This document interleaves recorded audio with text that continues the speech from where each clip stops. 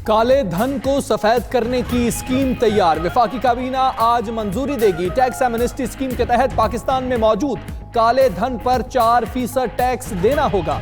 बैरून मुल्क मौजूद असासे 6% टैक्स अदा करके कानूनी किए जा सकेंगे। काबीना से मंजूरी होते ही कानून सदारती ऑर्डिनेंस के जरिए नाफिजुल अमल कर दिया जाएगा।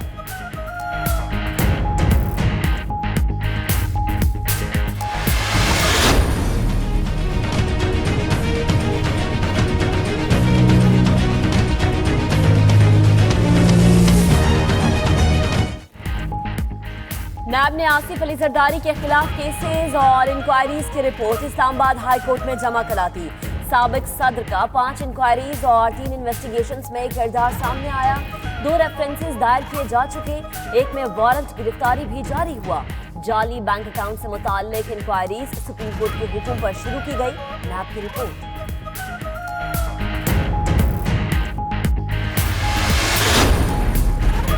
कराची के सरकारी गोदामों से गंदम की लाखों बोरियां चोरी होने का मामला। महकमा एंटी करप्शन ने 43 फ्लोर मिल्स मालिकान के खिलाफ केस दाखिल कर दिया। महकमा खुराक के अफसरान ने गंदम गैर कानूनी तरीके से फ्लोर मिल्स को फरोख्त करके सरकारी खजाने को 6 अरब रुपए से जायद का नुकसान पहुंचाया।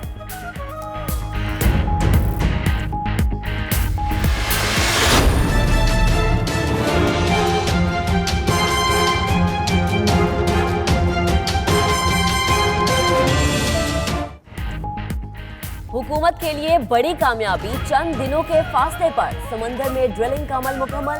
तेल और गैस की हकीकी मिकदार का तयन शुरू हो गया। ज़खायर की मालियत 10 अरब डॉलर होने पर ही इंफ्रास्ट्रक्चर बिछाया जाएगा। ज़ेरे समंदर 9 ट्रिलियन क्यूबिक फीट गैस मौजूद होने का अंदाजा। ज़खायर की दरियाफ्त से मुल्की बरामदात का बिल 6 अरब डॉलर कम हो जाएगा। रिपोर्ट 1 हफ्ते में तैयार की जाएगी।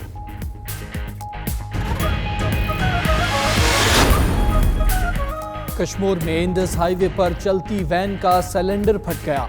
आग लगने से 5 अफराद झुलस कर जाँ बहक, 8 जख्मी हो गए। मरने वालों में 2 बच्चे और 2 खवातीन भी शामिल। जख्मियों और लाशों को कश्मीर अस्पताल मुंतकिल कर दिया गया। हलाकतें बढ़ने का खदशा। बदकिस्मत वैन कंदकोट से कश्मीर जा रही थी।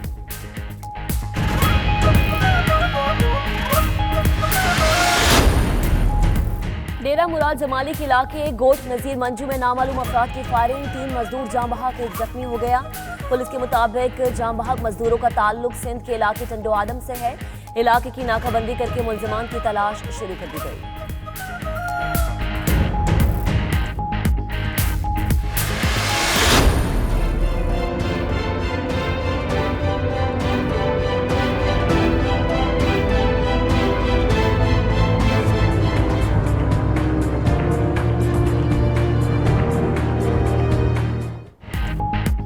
कोयटा धमाके में शहीद 4 पुलिस एहलकारों की नमाज जनाजा पुलिस लाइन्स में अदा।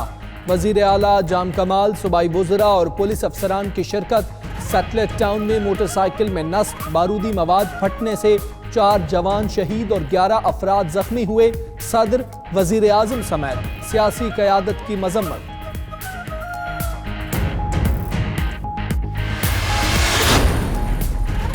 ट्रैफिक वार्डन्स के अलाउंस मुंजमद होने के खिलाफ केस। सुप्रीम कोर्ट ने आईजी पंजाब पुलिस को आइंदा समात पर तलब कर लिया। साबिक सीटीओ तैयब हफीज और चीफ सेक्रेटरी को भी पेश होने का हुक्म। ट्रैफिक वार्डन्स की बड़ी तादाद में आमद पर जस्टिस गुलजार अहमद बरहम हो गए। कोई ख्याल है आपको? जाएं जाकर ड्यूटी करें, अदालत का हुक्म।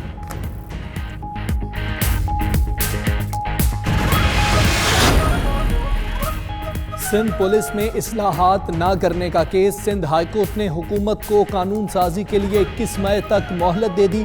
असम्बली में सिर्फ एक दूसरे की पगड़ी उछालने पर बहस होती है।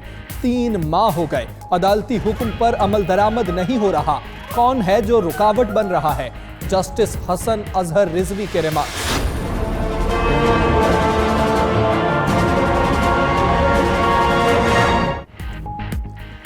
बड़े शहर के बड़े मसाइल, वारदातों के आ गए नित नए स्टाइल। चीना झपटी पुरानी हुई, अब कीमती गाड़ियों के पुर्जे उड़ाने की कहानी शुरू हो गई। जुराइम पेशा अफराद गाड़ियों के पैनल, साइड शीशे और दीगर कीमती अशिया चोरी करने लगे। पुलिस अफसरान का कहना है मुल्जिमान ज्यादातर अफगान बाशिंदे हैं। मुतासिरा शहरी पैरवी नहीं करते तो मुल्जिमान बच निकलते हैं।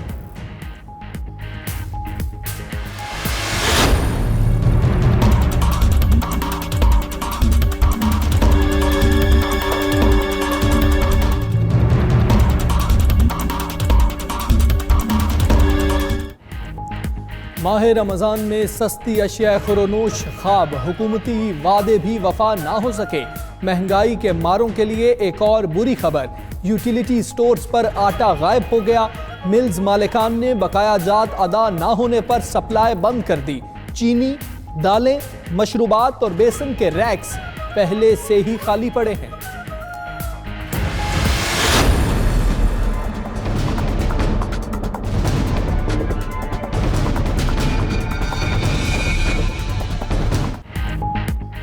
अली जफर से कानूनी जंग, मिशा शफी के लिए सुप्रीम कोर्ट से बड़ा रिलीफ। गवाहों के बयानात के फौरी बाद जिरा का हाई कोर्ट का हुक्म कलअदम करार। मिशा के वकील को जिरा के लिए 7 दिन की मोहलत मिल गई। गवाहों पर जिरा भी एक साथ करने की इजाजत मिल गई। अदालत ने मिशा शफी और अली जफर को गैर जरूरी इल्तवा की दरखास्तें देने से रोक दिया।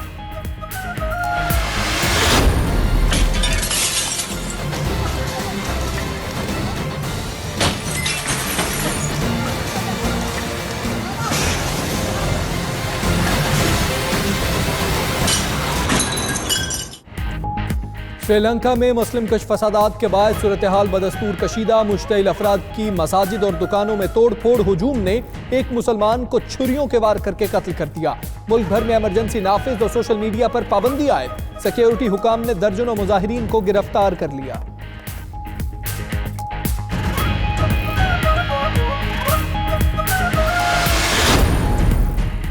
अमरीकी रियासत अलास्का में 2 तैयारे फजा में टकराकर समंदर में गिर गए। हादसे में एक पायलट समेत 5 अफराद हलाक। रेस्क्यू कार्रवाइयों के दौरान 9 मुसाफिरों को बचा लिया गया।